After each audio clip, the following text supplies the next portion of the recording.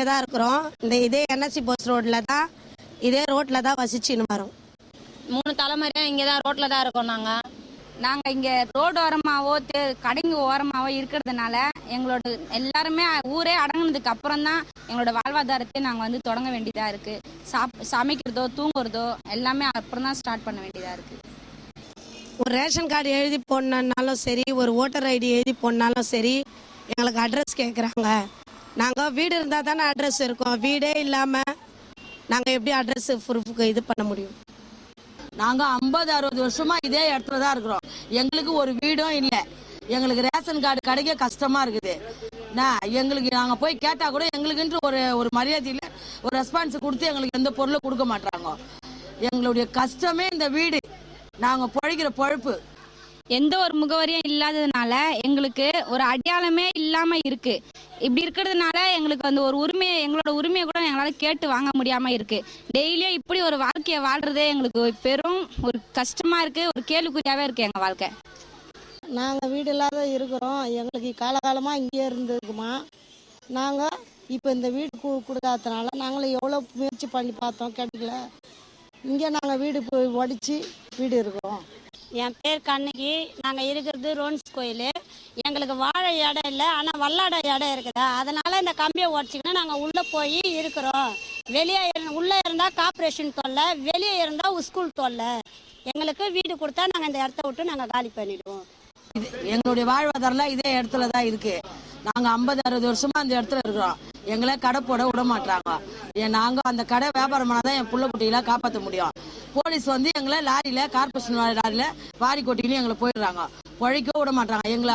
எங்களுடைய அழுவு பொருள் எல்லாம் எடுத்துன்னு போய் குப்பை தொட்டியில கொட்டிடுறாங்க. அப்படியே மீண்டு விட்டாங்கன்னா வாரின்னு போயிடுறாங்க போலீஸ். அதை போய் கேட்டா எங்களுக்கு போலீஸ் எங்களை கேஸ் போடுறாங்க. என் பேர் சுரேஷ். நான் இந்த வண்டி தான் ஓட்டுறேன். நைட்டு லேட் ஆயிடுச்சுன்னா என்னால் நிம்மதியாக படுக்க முடியல.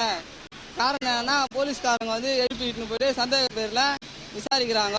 நாங்கள் இந்த சீட்டில் இருக்கிறோம். அடிப்படை வசதி தான் இல்லை, எங்களுக்கு சுதந்திரமும் இல்லையா இந்த நாட்டில். ரோட்டில் இருக்கிறதுனால நைட்டில் எங்களால் நிம்மதியாக தூங்க கூட முடியல. நாங்கள் கஷ்டப்பட்டுட்டு தூங்கும் போது அசதியில் ரோட்டை போகிறவங்களாம் எங்களையே அறியாத எங்கள் பக்கத்தில் படுக்கிறாங்க. துணிங்கெல்லாம் விலகி பார்க்குறாங்க. எந்த ஒரு பாதுகாப்பு இல்லாத ரோட்ல இருக்கிறதுனால குழந்தைக்கு ஆக்சிடென்ட் ஆகிது. இப்போ ஆஸ்பத்திரியில் இருக்கிறாங்க. அவங்களால நடக்க முடியாம எந்த ஒரு பாதுகாப்பு இல்லாத ரொம்ப கஷ்டமா இருக்கு. எங்கள் மக்கள்லாம் இப்போ ஒரு சங்கமாக சேர்ந்து ரேஷன் கார்டு, ஓட்டு ஐடி இதெல்லாம் எங்களால் வாங்க முடிஞ்சிருக்குது. தண்ணி பிரச்சனையும் தீர்ந்துருக்குது. இதனால் எங்களுக்கு ஒரு முகவரி கிடச்சி நாங்கள் அரசாங்கத்துக்கு எங்களை பற்றிய ஒரு அடையாளத்தை காமிச்சிருக்கிறோம். எங்கள் உரிமைகளையும் எங்களால் கேட்டு வாங்கிறதுக்கு இது ஒரு வாய்ப்பாக இருக்குது. எங்களுக்கு தேவையான ஆதாரங்களை நாங்கள் சேகரிச்சுட்டு இருக்கும் போது எங்கள் மக்களை நாங்களாம் முடிவு பண்ணி அதுக்கப்புறம் என்ன பண்ணோம்னா, நாங்கள் இப்போ பார்த்தீங்கன்னா கடைங்களுக்கு வெளியவும் பில்டிங்களுக்கு கீழவும் இருக்கிறோம். அந்த வீட்டோட அட்ரஸையும் கடைங்களோட நம்பரையும் தான் நாங்கள் கொடுத்து எங்களுக்கு தேவையான ரேஷன் கார்டெலாம் வாங்கிட்டு இருந்தோம். அதே மாதிரி முக்கியமானது இந்த மாதிரி அட்ரஸுங்களை ஒரு கரண்ட் பாக்ஸோட போஸ்ட் பாக்ஸோட நம்பரை தான் நாங்கள் கொடுத்து எங்களுக்கு தேவையான ஆதாரங்களை நாங்கள் வாங்கிக்கிட்டோம் கவர்மெண்ட் கிட்ட சொல்லி. கரண்ட் போட்டு வச்சு போஸ்ட் ரேஷன் கார்டு வாங்க, ரேஷன் கார்டை வச்சு விதி பணம் வாங்க. எங்களுக்கு எல்லாமே இங்கே இருக்குது, எல்லா வசதியும் இங்கே இருக்குது. இருந்தாலும் நாங்கள் இந்த இடத்த விட்டு நாங்கள் போக மாட்டோம். வீடு ரொம்ப தொழுவில் போய் வேலை செஞ்சுட்டு இங்கே வர முடியல. பஸ் வசதி இருந்தாலும் 2 hour 3 hour இருந்தாலும் நாங்கள் இங்கே வர முடியல.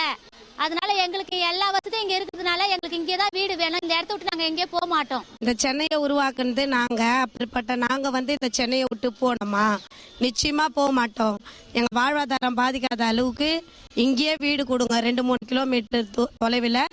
அப்போ இந்த இடத்த விட்டு நாங்கள் போகிறோம். அது வரலாம் நாங்கள் போக மாட்டோம்.